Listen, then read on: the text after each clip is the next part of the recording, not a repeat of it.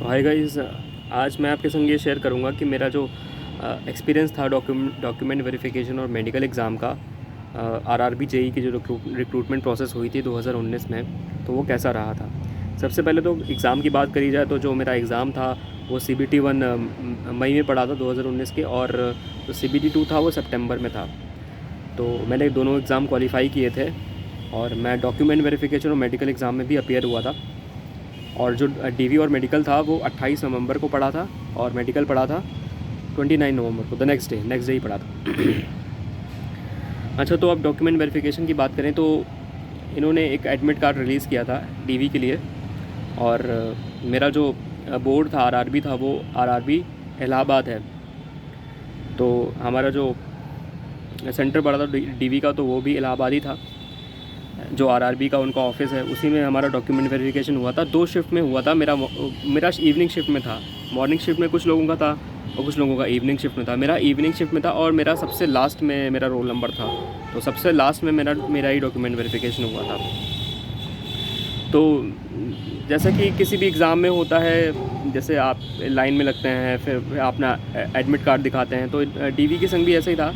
अपनी आईडी और अपना डीवी का जो एडमिट कार्ड था वो शो करना था।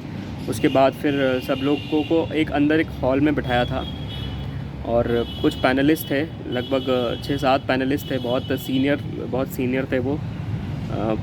तो वो हमारे डॉक्यूमेंट चेक कर रहे थे और कुछ लोग थे जो कि डॉक्यूमेंट्स को एक पर्टिकुलर ऑर्डर में सेट करने में हेल्प कर रहे थे। मतलब एक फ़ाइल थी, उसमें अपने ऑर्डर्स को अपने डॉक्यूमेंट्स को एक प्रॉपर ऑर्डर में लगाना था और उसकी ज़ेरॉक्स कॉपी भी उसी ऑर्डर में लगानी थी। तो ऐसे हमारा डॉक्यूमेंट वेरिफिकेशन हुआ था। जो डॉक्यूमेंट्स चेक हुए थे, मैं जनरल कैटेगरी से बिलोंग करता हूँ, तो 10th की मार्कशीट और सर्टिफिकेट, 12th की मार्कशीट और सर्टिफिकेट, और आपके जो सेमेस्टर वाइज जो भी मार्कशीट्स हैं वो, और आपका जो प्रोविजनल डिग्री का जो सर्टिफिकेट है वो। बेसिकली वो लोग डेट चेक करते हैं कि आपका डेट ऑफ पासिंग क्या है, मेनली वो चेक करते हैं। और उसके बाद आपका डेट ऑफ बर्थ हो गया, आपका नाम मैच करता है कि नहीं करता है वो। तो ऐसे था। उसके बाद फिर जब सबका डॉक्यूमेंट वेरिफिकेशन कंडक्ट हो गया, उसके बाद फिर सबको अपना नेक्स्ट डे मेडिकल था। तो मेडिकल के लिए सब उन्होंने 20 लोगों के, लगभग 20 या 15 या 20 लोगों के, मुझे याद नहीं, 15 या 20 लोग थे। इतने लोगों के बैचेस बनाए थे और हर बैच को अलग अलग जगह पे भेजा जा रहा था। जैसे मेरे से पहले जिनका डीवी कंडक्ट हुआ था उनको उनका आगरा में पड़ा था, किसी का जो मेडिकल का सेंटर था, किसी का मुरादाबाद में पड़ा था, किसी का शायद झांसी भी पड़ा था, कानपुर पड़ा था कुछ लोगों का। तो क्योंकि मेरा जो डॉक्यूमेंट वेरिफिकेशन था वो सबसे लास्ट में हुआ था, तो सबसे जो नज़दीक हमारा सेंटर था, जो हॉस्पिटल था, जो रेलवे हॉस्पिटल था, वो इलाहाबाद ही था। तो उन्होंने मुझे और मेरे संग में जितने लास्ट के 15 लोग थे, तो उनका जो उन्होंने अलॉट किया था जो मेडिकल के लिए जो सेंटर था वो इलाहाबाद ही था। तो जो रेलवे हॉस्पिटल है इलाहाबाद का, उसमें मेरा सेंटर पड़ा था। तो अब अगर हम बात करें मेडिकल एग्ज़ाम की, तो उन्होंने हालांकि एडमिट कार्ड प्रोवाइड कराया था, लेकिन उसकी ऐसा उन्होंने किसी ने चेक नहीं किया था। तो सबसे पहले हम लोग सुबह पहुंच गए थे, सुबह 8 बजे के आसपास सब लोग पहुंच गए थे, सब लोग असेंबल हो गए थे। क्योंकि इसके सब लोग मिले हुए थे, तो एक दूसरे को पहचान रहे थे। वही लोग थे जो लास्ट डे डॉक्यूमेंट वेरिफिकेशन में मिले थे। तो हम लोग सब लोग बाहर बैठे हुए थे हॉस्पिटल के।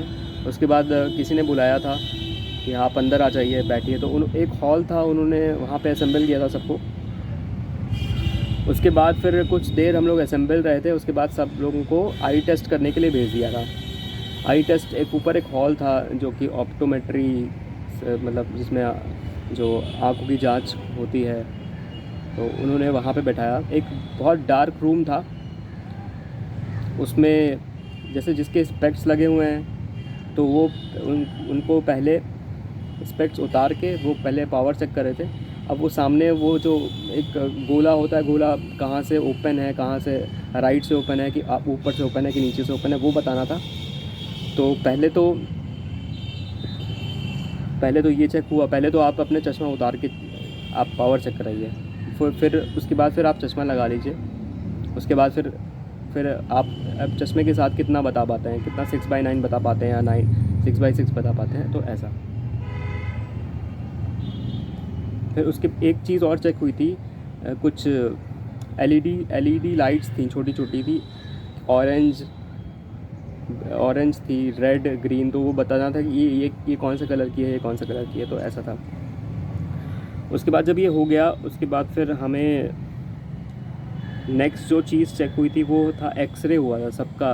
तो एक प्लेट थी, कुछ कोई प्लेट थी, वो अपने चेस्ट के सामने रखनी थी और वो एक एक्सरे की पिक क्लिक कर रहे थे और एक्सरे हो गया था। उसके बाद फिर नेक्स्ट जो चीज़ थी वो आपका ब्लड प्रेशर चेक कर रहे थे और जो वेट चेक कर रहे थे वो रिकॉर्ड कर रहे थे।